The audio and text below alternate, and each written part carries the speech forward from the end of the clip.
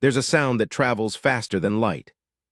Not radio, not quantum burst, not the encrypted channels the Galactic Cooperative spent 4 centuries building into every inhabited system in the known universe. No, it's the sound of silence, when a civilization screams for help and the whole galaxy goes quiet. I've heard it once in my life, and I'm still not over it. It was the silence of 214 member species of the Galactic Cooperative, the most advanced collection of intelligent life ever assembled in recorded history, choosing to do absolutely nothing while an entire planet burned. But then there was a second sound, louder than the silence, dirtier, more chaotic, less polished. It was the sound of human boots hitting soil that didn't belong to them, in a war that wasn't theirs, on a world most of them couldn't pronounce the name of correctly, for a species that had barely acknowledged humanity existed 6 months before. That sound, that particular sound of humans showing up when nobody else did, I want to tell you about that sound. Because I was there. I was standing on the platform at Meridian Station when the first ships came through. I was watching the displays. I was reading the reports. And I need to tell someone what I saw. So sit down. This is going to take a while. Set up the world of Verith Prime. You need to understand what Verith Prime was before you can understand what happened to it. It was not a glorious world. It wasn't the shining capital of some grand civilization. It wasn't a place of ancient wonders or towering monuments. The Verith, the species that called it home, were what the Galactic Cooperative's official catalog described as a Level 3 pre-expansion civilization with moderate diplomatic integration. Which was bureaucratic language for. They'd been in the cooperative for about 60 years, they were polite and reliable, they paid their membership fees on time, they didn't cause problems, and nobody really thought about them very much. There were about 4 billion Verith on Verith Prime. They were tall, most of them around 2.5 meters, with pale violet skin and 4 arms, the upper pair for fine manipulation and the lower pair for heavy work. Their faces were mostly flat, wide-mouthed, with eyes so deeply silver they looked like mirrors when light hit them just right. They smelled faintly of something like salt water and pine. I know because I'd worked with 3 Verith attaches during my time at the Meridian Observation Bureau, and that scent, that particular scent, stays with you. They were gentle, that's the word I keep coming back to. Not weak, there's a difference, but gentle. Their language was built around concepts of collective obligation, of shared burden. They had 17 distinct words for we in formal Verith, each one expressing a different configuration of relationship and responsibility. They had no word that directly translated to conquest.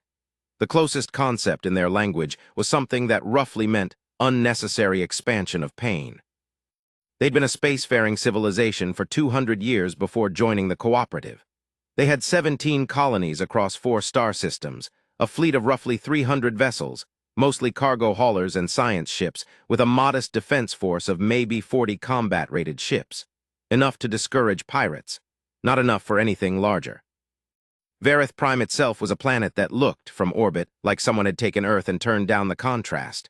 Pale blue oceans, muted greens, long stretches of silvery tundra near both poles. The cities were built low. The Verith had a cultural aversion to tall structures, something rooted in their geological history. Centuries of earthquakes on their home continent that had made height feel unstable, dangerous. So their cities spread outward rather than upward, vast low sprawls of interlocking curved buildings in pale stone, connected by elevated transit lines and filled with parks and water features and communal spaces. The capital, Versoa, had a population of 60 million and looked from above like an enormous flowering garden, all sweeping arcs and organic shapes, nothing sharp, nothing aggressive. The transit stations were works of art. The university district alone covered more ground than most Earth cities. It was, by any measure, a beautiful world. And someone decided to take it. The Keth Dominion. I need to talk about the Keth, because you've probably heard the name and you've probably heard it wrong. The Galactic Cooperative's official diplomatic designation for them was the Keth Sovereign Expansionary Domain, which was the Cooperative's polite way of saying, an empire we're slightly afraid of, and have been trying to manage through careful language for the past century. The Keth were not new. They'd been in space for over 1,000 years. They were large. The warrior caste averaged 3 meters and broad as a wall, gray-blue scaled, with 4 eyes arranged in a horizontal band across their upper head and mouths full of teeth that had been designed by evolution for one purpose. They moved in a way that made other species instinctively step back, not because they were necessarily aggressive in any given moment, but because everything about their physical presence communicated a history of being the most dangerous thing in any room. Their civilization had been built on expansion, not exploration expansion. There was a difference in intent. Explorers go somewhere to learn what's there. Expanders go somewhere because they've decided it belongs to them. The Keth had absorbed 16 civilizations in their 1,000 years. Not all violently, some through economic pressure, some through strategic treaties that slowly transferred sovereignty. But the end result was always the same. The absorbed civilization remained technically intact, continued to exist, even continued to govern their own internal affairs, but their resources, their territory, their future all flowed through Keth. And once you were inside Keth's sphere, getting out was not something that had ever successfully been done. The Galactic Cooperative had a standing policy of diplomatic engagement and monitored integration with the Keth, which was another piece of bureaucratic language, this one meaning. We are not going to fight them, we're going to write strongly worded correspondence and hope they don't come for anyone we actually care about. The Keth had been watching Varith Prime for about 20 years. Varith Prime sat at the intersection of 3 significant shipping lanes. Its moons contained deposits of Kethite-5, a mineral crucial to advanced quantum drive manufacturing. And the Varith themselves, gentle and non-expansionary as they were, had no meaningful military alliance with anyone powerful enough to make taking their world costly. In Keth's strategic logic, Varith Prime was simply an asset waiting to be acquired. They sent a formal notice of resource integration protocol initiation to the Galactic Cooperative 16 days before the first Keth warship entered Varith space. This was technically within the diplomatic framework. This was the Keth being polite, by their standards. They'd filed the paperwork. The notice said, in the specific language of Keth formal address, that Varith Prime and its associated colonies were being incorporated into the Keth sovereign domain as a junior partner entity, and that the process would take approximately 90 days, after which Varith governmental structures would be rationalized into Keth administrative systems. It was a declaration of conquest written in the language of a merger. The Varith ambassador to the Galactic Cooperative, an elderly four-armed diplomat named Vale Soren, who I had met twice and who smelled like salt water and pine, and who always remembered the names of every junior staff member they encountered, stood in the cooperative assembly chamber and said, in a voice that was very careful and very measured because that was the Varith way, that this was not acceptable, that the Varith people had not consented to this, that they were a sovereign member of the cooperative, and they were formally requesting assistance under Article 7 of the Cooperative Charter. Article 7, the Collective Defense Provision, the one that said member civilizations facing external military aggression could call upon the cooperative membership for assistance. The Cooperative Assembly debated for 11 days. 11 days. While the Keth fleet, 140 warships, the largest force they'd assembled in 50 years, staged at the Varith system's outer markers and waited with the patience of a predator who already knows the outcome. I read every session transcript. I was working in the analysis division at Meridian Station at the time, which meant my job was to synthesize intelligence from across the cooperative's observation network and produce assessments for senior staff, which meant I read everything. The transcripts are, I don't have a polite word for what they are. The hegemony of Esreth, the most powerful military civilization in the cooperative, requested a 90-day evaluation period before committing any forces, citing concerns about strategic precedent and alliance stability. The collective of Moon abstained from the preliminary vote pending internal deliberation. The Thar Federation submitted a formal statement expressing deep concern about the situation while simultaneously noting their fleet was currently engaged in exercises on the far side of their territory. The Palantine Communion offered to host mediation talks if all parties agreed to a ceasefire that would require the Keth to stop an operation they'd already paid to start, which was not something the Keth were going to agree to. 17 species spoke in support of the Verith. 14 of those were smaller civilizations with no meaningful military capacity. 3 were mid-level powers who expressed support rhetorically and then voted for the 90-day evaluation period anyway. The final vote was not to intervene. Not immediately, not until all diplomatic channels had been exhausted. The official language was careful not to say they were abandoning the Verith. It said they were prioritizing a negotiated resolution. Vale Soren, the Verith ambassador, sat in the chamber and listened to the vote being read. A reporter from the Cooperative News Bureau, I know her, she covered the cooperative for 30 years, told me later that during the vote count, the ambassador's 4 hands were folded in their lap, perfectly still, and their silver eyes were completely flat. Not angry, not despairing, just flat, like something behind them had quietly turned off. The ambassador said nothing when the vote was concluded. They simply stood, arranged their formal robe with precise care, bowed once to the chamber, and walked out. That was day 11. On day 14, the Keth fleet crossed the Verith system boundary. The Verith Defense Force, 40 combat ships against 140 Keth warships, formed a defensive line at the inner system perimeter and held it for 6 hours before being destroyed. Not routed, destroyed. Every Verith defense ship in that engagement was gone within 6 hours. They took out 11 Keth vessels in exchange, which was, I checked the records, more than anyone had expected. The Keth Strategic Assessment had allocated 12 hours for neutralizing the Verith Defense Force. The Verith made them work for every single minute of those 6. And then they were gone. And the Keth fleet moved toward the planet. The signal. What the Verith did next was not in any strategic handbook. It wasn't a military protocol or a cooperative procedure. It was something more human, in a strange way, more desperate and more honest than anything the cooperative's diplomatic machinery had produced. The Verith Planetary Council, meeting in emergency session in Versoa with Keth ships already visible in their sky, transmitted a signal. Not to the cooperative, not to the Esreth hegemony or the Thar Federation or any of the powers who just voted to let them burn.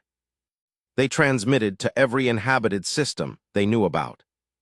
A broadcast on every available frequency, in as many languages as they had translation data for. A message that had been composed in the 2 days between the failed cooperative vote and the moment Keth ships crossed into their system. I read the Verith original. I read 17 different translations of it. None of them quite capture it, but here is approximately what it said. We are the Verith. We are 4 billion people on one world and 17 small colonies. The Keth sovereign domain has come to take our home. We have asked the Galactic Cooperative for help. They have chosen to wait. We do not blame them for their calculation. We understand it. But we are not a calculation. We are people who have children and elders and artists and farmers and teachers, and we would like to continue existing. If there is anyone at all, who believes that what is happening to us is wrong, and who has the capacity to do something about it, we are asking. We are not too proud to ask. We are 4 billion people, and we are asking for help. We understand this message may reach no one who can act. We understand it may arrive too late. We are sending it anyway because to not send it would mean accepting, in our hearts, that the universe does not contain anyone willing to help, and we are not yet ready to believe that. Our frequency is open. We will be listening. The Verith Planetary Council, Versoa, Verith Prime. The signal went out. The cooperative received it. Several member civilizations formally acknowledged receiving it. The Esreth hegemony issued a diplomatic note expressing that the situation was being actively monitored. Actively monitored? I was working a 16-hour shift when that signal came in on our monitoring array. The analyst at the adjacent console, a moon named Sevar, 3rd Orbital Caste, had been in this job longer than I had read the translation, sat very still for a moment, and then quietly said, "No one's going to go." I didn't say anything back, because I thought they were right. I was wrong. The humans. Here's something the Galactic Cooperative doesn't put in its public-facing documentation about humanity. Humanity joined the cooperative 47 years ago. They are, by almost every measurable metric, one of the least impressive member civilizations. They have one homeworld, one lunar colony, and 4 relatively underdeveloped planetary settlements. Their combined population is just over 12 billion. Their fleet consists of roughly 220 combat-rated vessels, which by cooperative standards is modest, sufficient, but not threatening. Their technology is competitive but not leading edge. They've made contributions in xenobiology and certain areas of materials science, but nothing that's reshaped the cooperative's understanding of anything. In the 47 years since joining, humanity has been involved in exactly 3 cooperative military actions, all of them small-scale peacekeeping operations on contested colony worlds. They've never fought a large-scale engagement in space. The Keth have a file on humanity. I've seen excerpts. The Keth Strategic Assessment of Human Military Capability is approximately 4 pages long, compared to the 12-page assessment of the SRETH hegemony and the 9-page assessment of the Thar Federation. Human military capacity is described as regionally significant, strategically limited, non-threatening at scale. What the Keth file on humanity does not mention, what nobody's file on humanity quite accounts for, is a particular feature of human psychology that doesn't map cleanly onto most species' behavioral models. There is something in humans, something in the specific wiring of their social cognition, that responds to witnessing injustice with a kind of anger that bypasses their rational threat assessment. Most species, when confronted with a situation they cannot win, retreat from it. This is logical. This is what evolutionary pressure produces in beings that want to survive. You assess the odds, you recognize a fight you cannot win, and you redirect your resources toward situations you can improve. Humans do this too, sometimes. But sometimes, and nobody has ever quite been able to predict when they don't. Sometimes humans look at a situation they cannot win, and the part of their brain that does threat assessment gets overruled by a completely different part.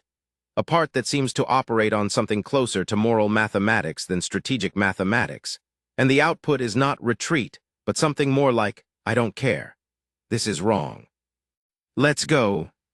The Vareth signal reached human space 6 hours after it was transmitted. The Earth delegate to the Galactic Cooperative, a woman named Amara Chen, who I would later come to know well, received it at 3:40 hours local time in Geneva, which is where the Earth Diplomatic Bureau maintains its offices. She read it in bed on her personal communicator, because the duty officer who received the signal thought it was important enough to forward to her immediately rather than wait for morning. She read it twice. Then she got up, got dressed, and went to her office. By 600, she had contacted the chief of the Human Combined Fleet Command. By 800, she was on a call with the UN Security Council. By noon, Earth time, she was standing in front of an emergency session of the full human government with a request that the history textbooks, if you're reading this later, summarize as humanity's fastest-ever mobilization decision. She stood in front of the assembled representatives of 12 billion people, and she said, I have the transcript. I've read it many times, she said. We've been in the cooperative for 47 years, and I've sat in more diplomatic meetings than I can count, and we've sent more carefully worded letters of concern than I care to think about. Today, I'm not asking for a carefully worded letter. The Vareth are asking for help, and nobody else is going to go. I'm asking us to go. Someone asked her whether she understood that this could mean war with the Keth sovereign domain. She said yes. Someone asked whether human forces could survive an engagement with the Keth fleet currently at Vareth Prime. She said she didn't know, but they were going to find out. Someone asked what the strategic justification was, in terms of human national interest. She looked at them for a moment. Then she said, 4 billion people sent a message saying they didn't want to die alone. That's the strategic justification. That's enough. The vote was taken. It passed. I'm not going to tell you it was unanimous because it wasn't. There were 112 votes against. There were arguments about overextension, about alliance politics, about not being able to afford a war with the Keth. Those arguments were not unreasonable. But the motion passed, and within 36 hours, the human fleet was moving. I need to tell you what I saw from Meridian Station, because that's where I was and that's the view I have, and I think it matters. Meridian Station is, for those who don't know it, a cooperative monitoring and transit coordination hub positioned at the intersection of 7 major transit lanes, about 6 light towers from Verith Space. It's large, as stations go. Roughly 60,000 permanent staff, another 20,000 transient population, equipped with the finest long-range observation array in this sector of the cooperative. From Meridian Station, we could watch the Keth fleet. We'd been watching it for 2 days. 140 warships arranged in a formation the analysts called a compression envelope, designed to surround and isolate a planetary system, cut off quantum communications, prevent any escape. It was a very efficient formation. The Keth had used it before. We were watching. That's all we were doing. Watching and documenting and sending reports to Cooperative Command, who were watching and documenting and sending reports to the Assembly, who were deliberating. I was on shift when our long-range array picked up the human fleet. It was Lieutenant Selvan, a good analyst, sharp eyes, who saw it first on the subspace positioning grid. They looked at the reading, looked again. Ran a quick identification query. Then they said in a very flat voice, "That's the human fleet." I came over. It was, without question, the human fleet. Fleet signature, drive emissions, formation type, all matching human combined fleet parameters. "How many ships?" I asked. Selvan ran the count. 187 combat-rated vessels, they said, plus support craft, estimated total of 212 vessels. I did the math in my head. 187 human combat ships against 140 Keth warships. On paper, that was closer than anyone had expected. Not comfortable, not safe, but closer. "What's their heading?" Selvan looked at the plot. "Verith Prime," they said, "direct transit." "They're not stopping." The duty commander, a senior moon officer named Gaelvor, came over to look at the display. Stood there for a moment. "Get me Cooperative Command," they said quietly, "and someone flag this to the Keth diplomatic channel." "Flag it for what?" I asked. Gaelvor watched the human fleet moving across the display. Human ships were not as individually large as Keth warships. They were more varied in design, less standardized. You could see in the formation that humanity's fleet was composed of ships from different generations of construction, different design philosophies, some of them clearly older than others. It looked, compared to the perfect geometric precision of the Keth formation at Verith, almost improvised. "Flag it," Gaelvor said, "to let them know company's coming." The KETH response. The Keth commander at Verith Prime received the report about the incoming human fleet approximately 4 hours before the humans arrived in system. I have the Keth communications from that period. They became available through the post-conflict intelligence exchange. I've read the commander's assessments. I've read the tactical staff responses. I've read the minutes of the emergency command council the Keth held when the human fleet's approach became undeniable. The dominant response in those records is not fear. It's confusion. The Keth did not understand what they were looking at. They checked the human fleet identification 3 times. They ran assessments of human military capability against what they were observing. They queried their strategic files on humanity. The files said, non-threatening at scale. 187 human warships crossing into Verith space at maximum transit speed was, by any objective measure, a threat at scale. There is a message in the Keth Communications Archive from the fleet commander, High Admiral Keth Varas, one of their most decorated officers, to Keth Sovereign Command. It was sent 6 hours before contact. It says, "The human fleet is approaching. I have reviewed our assessment files. This behavior is not consistent with the assessed profile. I am requesting updated guidance on human behavioral parameters before engagement." Keth Sovereign Command's response, which arrived 3 hours later. "Your assessment files are correct. Humans are demonstrating irrational behavior. Proceed with operational objectives. Human fleet is insufficient to alter outcome. Engage if they enter defined perimeter." High Admiral Keth Varas apparently accepted this assessment. But there's a note appended to the communication record by a junior intelligence officer on the Keth command ship. Not an official communication, just an annotation in the log that says, "Second Officer Kethrel has noted that the term irrational may be imprecise. The humans appear to have a purpose. We do not yet understand what it is." I think about that annotation a lot. Day 17 after the Verith signal. Day 3 of the Keth orbital operation over Verith Prime, during which Keth forces had already established control of the outer system and were in the process of landing ground forces at several locations on the planet's northern continent. The human fleet entered Verith space at 6:12 hours, cooperative standard time. I was watching our display at Meridian Station. We had the best observation position in the sector.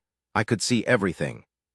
The human fleet came in at full transit speed, faster than doctrine normally recommended for an entry into a contested system, because decelerating earlier would have given the Keth more time to position, and also, as the human fleet admiral explained later in her debrief, because arriving at full speed communicated something that tactical positioning alone couldn't.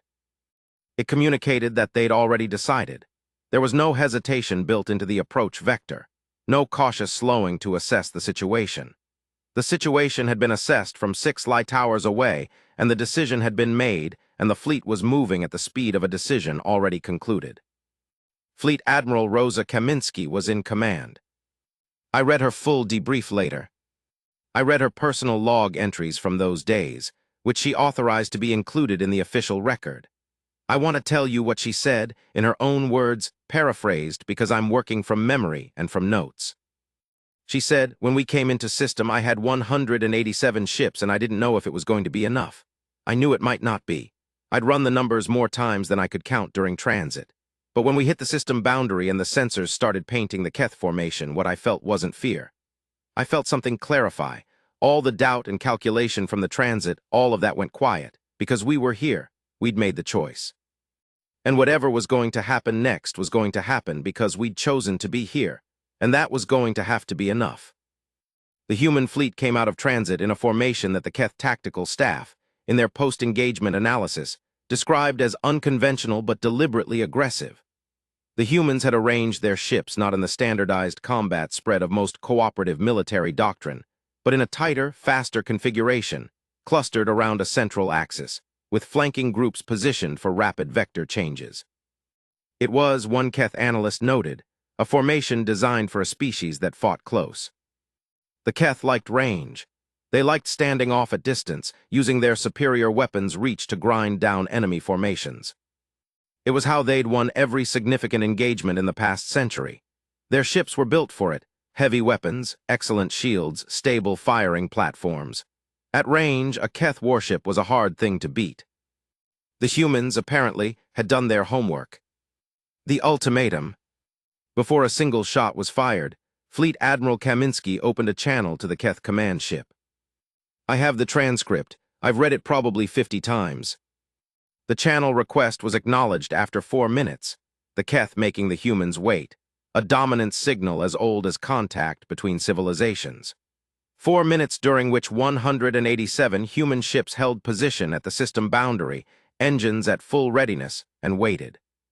When the channel opened, High Admiral Keth Varas appeared on the screen. I should describe Keth Varas for you because it matters. They were, by human physical standards, enormous. 3.5 meters when standing, though the command chair made that hard to assess directly. The horizontal band of their 4 eyes was a deep amber color, which in Keth physiological literature indicates a state of high alert and controlled aggression. Their scales had the particular sheen of old scar tissue over several notable areas. This was an officer who had been in real combat, not just command simulations. They looked at Fleet Admiral Kaminsky across the screen. Kaminsky was, I've seen the recording from the human side, which was released later. She was small by any comparison. Human average height, somewhere around 170 centimeters. She was in her mid-50s with gray coming through her dark hair, and she was sitting in her command chair very straight, the way people sit when they've decided that their posture is one of the things they can still control. Her expression was, I don't know how to describe it exactly, settled, like a person who'd finished an argument with themselves and arrived at the end of it. Keth Varas spoke first. The translation took a moment. Human vessels, you are in a contested operational zone. Withdraw now or be engaged. Kaminsky said, Hi, Admiral. My name is Rosa Kaminsky, Fleet Admiral Human Combined Fleet. We received the Verith distress signal. We're here in response to Article 7 of the Cooperative Charter, invoked by a member civilization facing external military aggression. We're asking you to withdraw your forces from Verith space. All of them. This isn't negotiable. Kethvaras was quiet for a moment. Then, you are 187 ships against my 140. You believe these odds favor you. Kaminsky said, I believe the Verith asked for help and we came.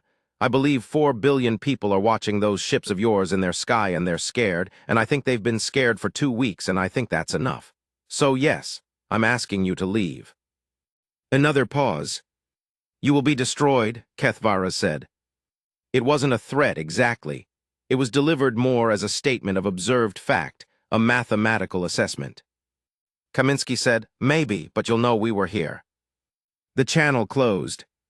12 minutes later, the Keth fleet began moving. Not withdrawing, moving into engagement formation. The Battle of Verith Prime. I'm not a military historian. I want to be honest about that. What I can tell you is what our sensors at Meridian Station recorded, what the debrief said later, and what the people who were there described. The Battle of Verith Prime lasted 31 hours. I will tell you what I know, and I'll try to tell it straight. The Keth came in the way they always came in, at range, using their superior weapons reach, trying to establish a fire superiority position that would let them grind the human fleet down from a distance. Their weapons could reach accurately at twice the distance of equivalent human systems. In a conventional engagement, this was devastating. The humans didn't fight a conventional engagement. The human formation split into 5 groups the moment the Keth began advancing. Not a panicked scatter. A deliberate, pre-planned dispersal into 5 vectors that the Keth tactical AI, analyzing the maneuver, initially assessed as a defensive retreat. It wasn't. 3 of the 5 groups were decoys, running aggressive evasion patterns at the Keth formation's flanks and drawing defensive attention and weapons fire. 2 groups, the human fleet's fastest and most heavily armed vessels, dove straight in. Straight in, past the effective range advantage of the Keth weapons. This is the part that shows up in every subsequent analysis.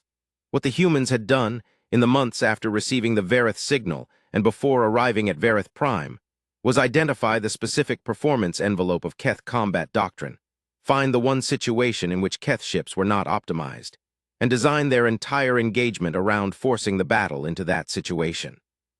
The situation was close quarters. Keth warships were built for range. At close range, inside the effective targeting parameters of their primary weapon systems, they were slower to respond, required more complex fire control calculations, and had significant blind spots in their sensor coverage. Inside that range, human ships were on more equal ground. It was not comfortable, it was not safe, it cost the humans significantly, but it was the best option available, and the humans had looked at their options and chosen it without flinching. The 2 attack groups hit the Keth formation center from 2 angles simultaneously. The decoy groups shifted the moment the Keth adapted, turning, hitting the flanks of the Keth formation as it tried to reorient. For 31 hours, the human fleet stayed inside the Keth's preferred engagement range, too close for the Keth to effectively use their full weapons capacity, forcing the fight into a grinding, brutal, close-quarters exchange that neither side particularly wanted. The Keth lost 38 ships. The humans lost 41. But here's the thing that matters about those numbers. The Keth went into that engagement expecting to neutralize the human fleet in under 20 hours and then complete their operation at Verith Prime. They had a logistical window. They had timed the entire Verith operation around an assumption of operational completion before any serious response could be mounted. The humans didn't let them complete anything. For 31 hours, the humans kept the Keth fleet away from the planet, kept them too occupied with the engagement to coordinate their ground forces, kept them spending resources, burning fuel, absorbing damage, reacting and responding and recalculating instead of executing the orderly takeover they'd planned. 31 hours. And then the cooperative moved. The shame of the cooperative. This is the part that is uncomfortable. I'm going to tell it anyway, because leaving it out would make the whole thing a cleaner story than it actually was, and it wasn't clean. When the human fleet arrived at Verith Prime and the battle began, the Galactic Cooperative Assembly was in its 14th session of deliberation about the situation. Debate was ongoing about the appropriate framework for diplomatic intervention. The moment the battle started, the character of those deliberations changed.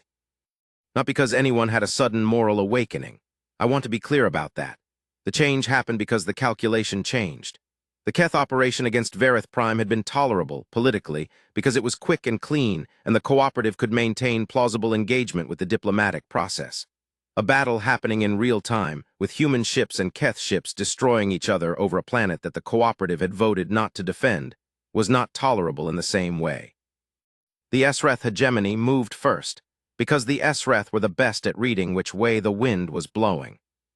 They submitted an emergency motion invoking Article 7 on behalf of the Verith, and simultaneously began repositioning their nearest fleet element toward the Verith system. The Thar Federation immediately seconded the motion. 12 more species followed within 2 hours. The vote that had failed 11 days ago, passed this time with 4/5 of the Assembly. By the time the resolution passed, the humans had been fighting for 19 hours and had lost 27 ships. Esreth reinforcements reached Verith space 14 hours after the resolution. The Keth, seeing the composition of what was now incoming, made the assessment that the operation was no longer achievable within acceptable cost parameters. High Admiral Kethvaras issued a withdrawal order. The Keth fleet began pulling back. Orderly without panic, the Keth were disciplined but clearly done. The operation was over. The Keth ground forces that had been landed on Verith Prime's northern continent were extracted over the following 6 hours, covered by the withdrawing fleet. The battle ended as Esreth ships cleared the system boundary. The guns went quiet. What the planet looked like. A Verith journalist. I learned her name later. It was Ver Linnell, and she went on to become one of the most important voices in Verith media for decades, transmitted footage from Versoa during the battle. It played on screens across Meridian Station. We were watching it between looking at our sensor displays, and I don't think any of us quite realized how much we'd been holding our breath for 31 hours until that footage came through. The footage showed the capital city, Versoa, during the engagement. The Keth ground forces had been landed 200 kilometers to the north, in the agricultural interior. They hadn't reached the capital yet when the battle turned. The city itself was intact, pale stone buildings, curved arcs, water features catching the light of the 2 moons. But there were people in the streets. That's what the footage showed.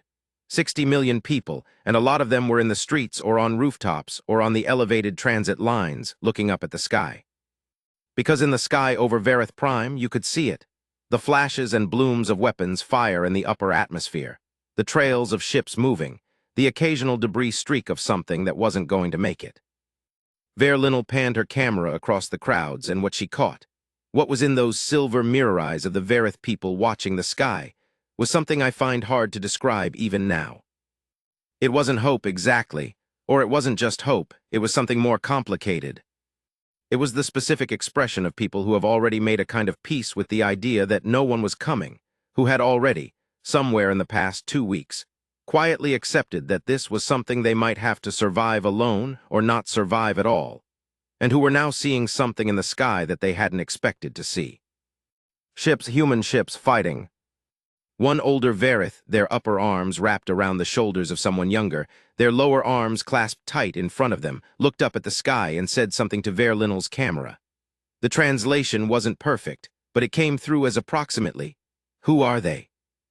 Ver Linnell said, "Humans." The older Verith said, "I didn't know they would come." Ver Linnell said, "Neither did they, I think."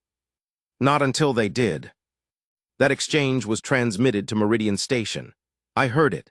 I was standing at my console, and I heard it, and I put my hands flat on the desk, and I took a breath. Lieutenant Selvan at the adjacent station said very quietly, 31 hours. "Yeah," I said. That was about all either of us could manage. The aftermath, what the humans said. When the battle ended, Fleet Admiral Kaminsky's first transmission was not to the Galactic Cooperative. It was not to Earth. It was not to any strategic authority. It was to the Verith Planetary Council. The channel opened, and Kaminsky was visible. She'd been awake for 47 hours at that point, and it showed. The controlled posture from the ultimatum transmission was still there, but there were rings under her eyes, and her voice had the texture of someone who'd been running on something other than rest. She said, "Verith Council, this is Fleet Admiral Kaminsky, Human Combined Fleet. The Keth Fleet has withdrawn from your system. We're beginning emergency coordination with the incoming cooperative forces for system security. Our medical teams are available immediately for anyone who needs assistance on the surface. We have supplies if you need anything." She paused. Then she said, "I'm sorry it took us so long to get here." The Verith Council's response was delivered by the council chair, an elderly Verith whose name translates roughly as Verthal, and the translation came through with a slight delay because the council's translators were apparently having trouble with certain emotional registers of Verith formal speech. What it came out as in translation was, "You came, that is what we will remember." Kaminsky nodded. Then she did something that wasn't in any protocol or procedure. She folded her hands in front of her, in something approximating the Verith formal gesture of acknowledgement that she'd apparently learned about during the transit, from files her staff had prepared, and she said, "We will not forget that you asked." The Reckoning. The Galactic Cooperative's formal review of the Verith situation took 8 months. I was involved in parts of it as an analyst. I sat in rooms where very senior officials from very powerful civilizations explained, at length, why their initial response had been the appropriate one. I read position papers that reframed the sequence of events in ways that minimized what the early inaction had actually meant.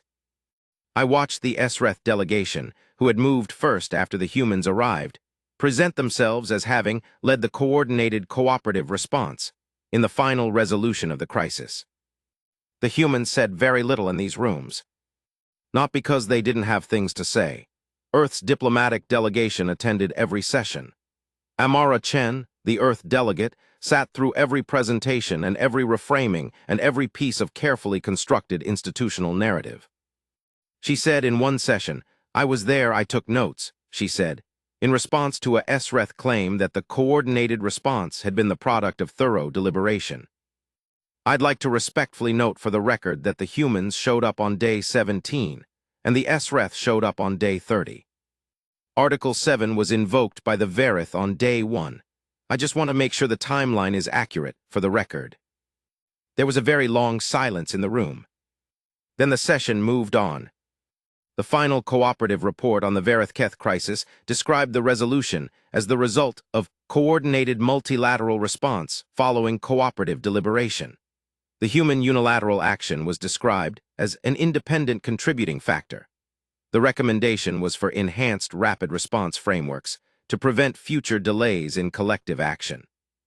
The recommendations sat in committee for 3 years before being partially implemented. The Verith and the humans. What happened between the Verith and humanity after the battle is, I think, the part of this story that matters most in the long run, even more than the battle itself. The Verith are not a demonstrative species. They don't have the kind of culture that produces loud gratitude. Their social protocols around obligation and acknowledgement are complex and formal and built around a kind of restraint that humans sometimes mistake for coldness. But there are things they did. The Verith Planetary Council commissioned a memorial. Not a war memorial, not a monument to the battle. They commissioned a garden in the center of Versoa, a huge, sweeping public garden built in the Verith architectural tradition, with water features and walking paths and quiet spaces. They called it in Verith something that translates as the garden for those who came. In the garden there are 41 stones, one for each human ship lost in the battle. Each stone has the ship's name and the names of its crew in both human standard and Verith script. The stones are arranged in a loose spiral around a central water feature, and in the mornings, when the Verith 2 moons are still visible in the pale sky, the light hits the water in a way that scatters across all 41 stones at once. I've seen photographs, I've seen the footage. I haven't been there yet. I'm going to go someday. There's a tradition that developed among the Verith in the years after the battle, not an official one, not a government program, just something that spread organically through Verith culture. When a human vessel enters Verith space, any human vessel, a cargo ship, a science vessel, a diplomatic courier, the local Verith traffic control sends a specific greeting code, not the standard cooperative registry acknowledgement, a specific Verith greeting that translates, roughly, as "We know you." Just those 3 words. We know you. The first time a human captain received it, a cargo hauler named Piet Dreyer, running a routine agricultural supply route about 8 months after the battle, he had no idea what it meant. He spent 4 hours trying to decode it before his Verith liaison explained it. He said, in the informal log entry that eventually became somewhat famous, that when he understood what it meant, he had to put his ship on autopilot and go sit in his cabin for 10 minutes. He said he didn't fully understand why. I think I understand why. There's something about being known, genuinely known, recognized, by people you've never met but who know your kind did something that mattered, something that cost something. There's a specific feeling that comes with that kind of recognition, and it's not comfortable exactly. It's bigger than comfortable. It's the feeling of having been seen. What the KETH said. 6 years after the battle, the Keth Sovereign Domain and the Galactic Cooperative signed a revised territorial framework that formalized, among many other things, the permanent inviolability of Verith space. The Keth did not formally admit wrongdoing in the Verith operation. That's not how Keth diplomatic instruments work. But there is a document, an internal Keth strategic review, produced about 2 years after the battle, which became available through a diplomatic exchange much later. That contains an assessment of the Verith operation and its failure. The assessment goes through the military factors, the logistical factors, the cooperative response factors. And then there's a section on the human factor. It says, the intervention by human forces represents an anomaly in predicted behavioral models. The human action was not consistent with strategic self-interest as defined by Keth assessment frameworks. Human forces accepted significant losses without clear expectation of benefit commensurate with those losses. Subsequent analysis suggests that standard frameworks for predicting species behavior under conditions of significant risk may be incomplete for application to humans. Specifically, the framework does not adequately account for the possibility that a species may take action it knows to be costly and potentially catastrophic to itself, based primarily on a judgment that inaction would be morally unacceptable. Then there's a note, apparently added by a senior strategic analyst, that says, this characteristic should be considered in all future assessments involving human populations or human-affiliated territories. A species that will accept significant cost to prevent something it has determined to be wrong is, under certain conditions, more dangerous than a species that will accept significant cost for equivalent gain. I think about that note. I think about it alongside what the Verith saw when they looked up at the sky over Versoa during those 31 hours. I think about 41 stones in a garden, in a city I've never visited. I think about We Know You. And I think, yeah, that assessment is probably right. The people. I want to tell you about some specific people, because I think the story loses something important if it stays at the level of fleets and votes and civilizations. Petty Officer 3rd Class Deo Ademi, crew of the human destroyer HSV Resolute. Age 23 at the time of the battle, born in Lagos, had been in the fleet for 2 years, had never seen combat before Verith Prime. The Resolute was one of the ships in the 2nd Attack Group, the group that dove into close quarters range with the Keth formation. In the post-battle interviews, Ademi said he spent most of the engagement at his damage control station and couldn't see anything of the actual battle, just screens, damage readouts, the red light of the emergency protocols. He said the noise was the worst part. The Keth's heavy weapons, when they hit a ship's shields at close range, produced a deep concussive vibration that went through the hull and into your bones. He said you couldn't look away from your station. You just had to keep doing your job. Fix this, reroute that, keep the ship alive. You couldn't think about the bigger picture. You just had to keep doing your job and trust that everyone else was keeping doing theirs. The Resolute survived the battle. She was badly damaged. 3 of her 7 weapon systems were destroyed, and she came home with holes in her hull that the temporary seals were holding together with what her chief engineer described as prayer and creative interpretation of damage control doctrine. But she survived. Ademi went back to Lagos on leave after the battle, and his family threw a celebration that involved what he described in his interview as a truly irresponsible amount of food. He said his grandmother, who was 97 years old and had lived through more of Earth's history than most people could claim, looked at him and said, "You went to help people you never met." "That's the right thing." He said she didn't ask if we won, she asked if we helped. Lieutenant Commander Priya Nair, tactical officer aboard the fleet carrier HSV Resolute's Grace. Yes, there were 2 ships in the fleet with Resolute in the name, which caused some minor confusion in the records that took months to untangle. Nair had been in the fleet for 12 years. She was one of the planners of the close-quarters engagement doctrine that the human fleet used at Vareth Prime. She'd spent 8 days during the transit from human space running simulations, adjusting the attack formation, trying to find the configuration that maximized their chances against a fleet that had every advantage at range. In her debrief, she said something that I've kept with me. She said, "I ran about 4,000 simulations during transit. In about 2,000 of them, we didn't make it. In about 500, we made it but lost more than 60% of the fleet. In about 1,000, we achieved something like operational success with acceptable losses. In the remaining 500, we achieved full objectives with less than 20% losses, which is what actually happened, roughly." She paused. "The thing is, in the simulations where we lost, we still completed the objective of keeping the Keth occupied until the cooperative moved. We lost, but the Vareth were still protected. And I thought about that a lot during transit. I thought about it and I thought, even in the worst case, we accomplished something. Someone knows we tried. That settled something for me." She said, "I don't know if that's bravery or stupidity. I think maybe they're the same thing sometimes."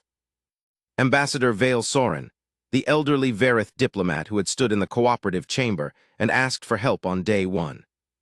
After the battle and the Keth withdrawal, Vale Soren served as the Vareth's point of contact for all the follow-on coordination, with the cooperative, with the human fleet, with the various diplomatic processes.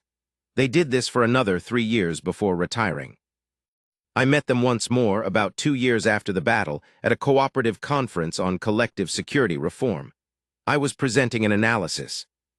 They attended the session, old, slower than when I'd seen them before, still arranging their formal robe with precise care, still remembering the names of junior staff. After the session, they came and found me. I don't know how they remembered me. I'd only met them twice and briefly.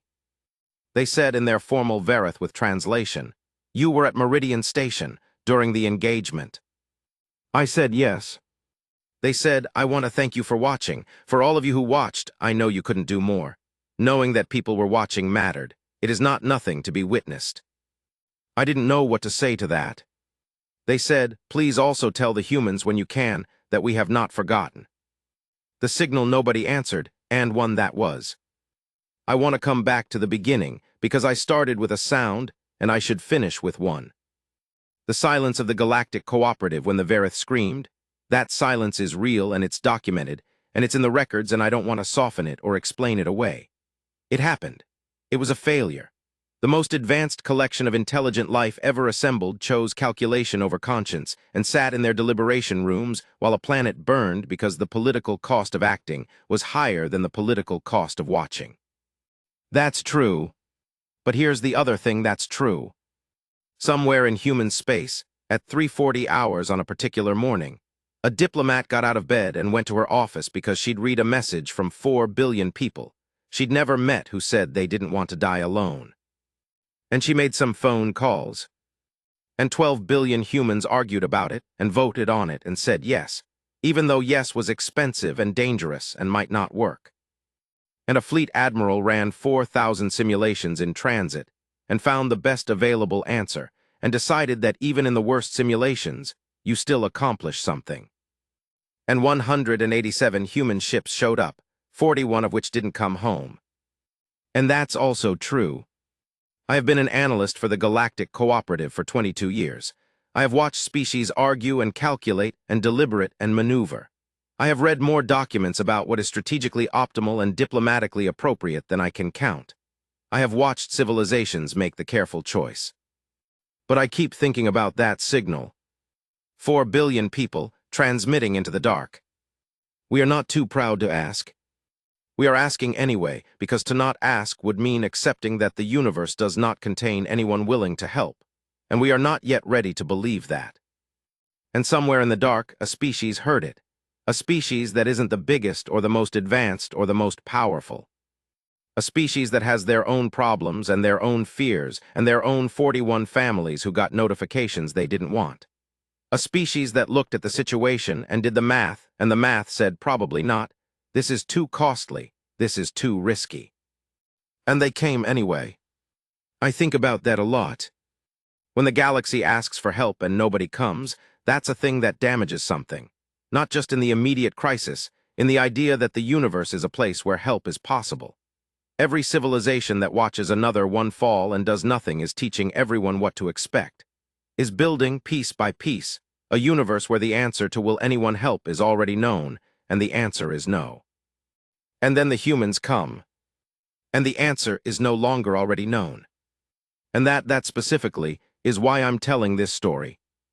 Not because the humans are perfect, not because one battle fixes everything, not because the cooperative learned its lesson quickly or completely or without a lot of institutional self-protection, but because the signal went out, and somewhere someone heard it. And they came. Where things stand now, I'm writing this account 9 years after the Battle of Varith Prime. The Varith are still there. Varith Prime is still intact. The 4 billion people, now 4,200,000,000, because populations tend to grow when they survive, are still there, still building their low-spreading cities with their water features and their transit lines, still speaking their 17 kinds of wheat, still smelling faintly of salt water and pine. The garden for those who came has become one of the most visited sites on the planet. There are Varith children who grow up going there, who know the names on the stones the way children learn the names that matter to their people. The youngest of those children were born after the battle. To them, the humans who came aren't history yet. They're still people their grandparents talk about. They're still close enough to feel real. The Galactic Cooperative passed a revised collective defense protocol 18 months ago, significantly strengthened language, shorter response windows, clearer triggers. It took 9 years and multiple crises and a lot of human diplomatic persistence to get there. It's not perfect. Nothing in the cooperative is perfect. But it's better. Fleet Admiral Kaminsky retired 4 years ago. She lives in Argentina, by the coast, which she says is what she always wanted.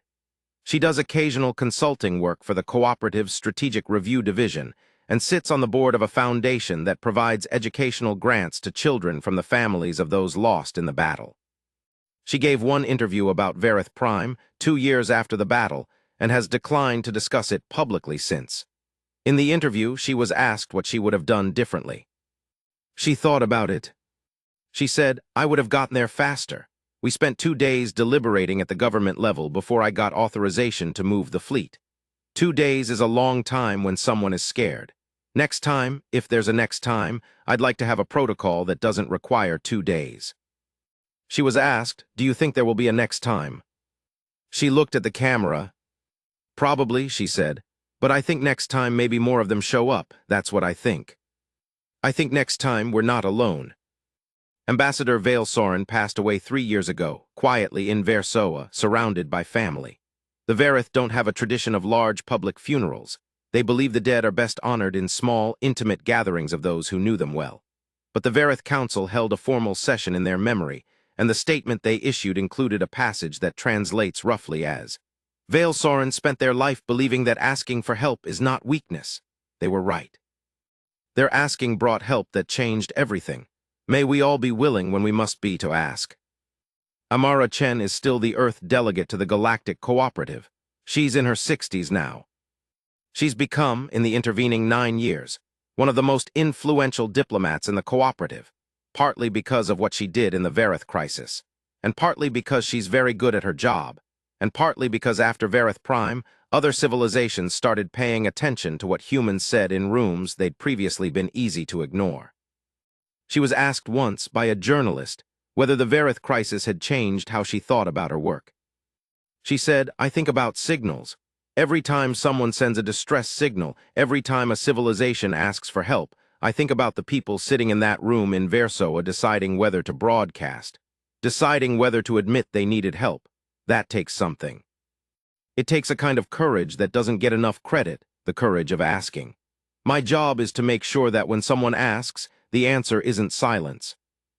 Petty Officer Ademi made Fleet Chief Petty Officer. Lieutenant Commander Nair was promoted to captain and commands a vessel that, at her request, was assigned permanent patrol duty in the Verith system sector. She said in her request for the assignment, "I'd like to stay close, just in case."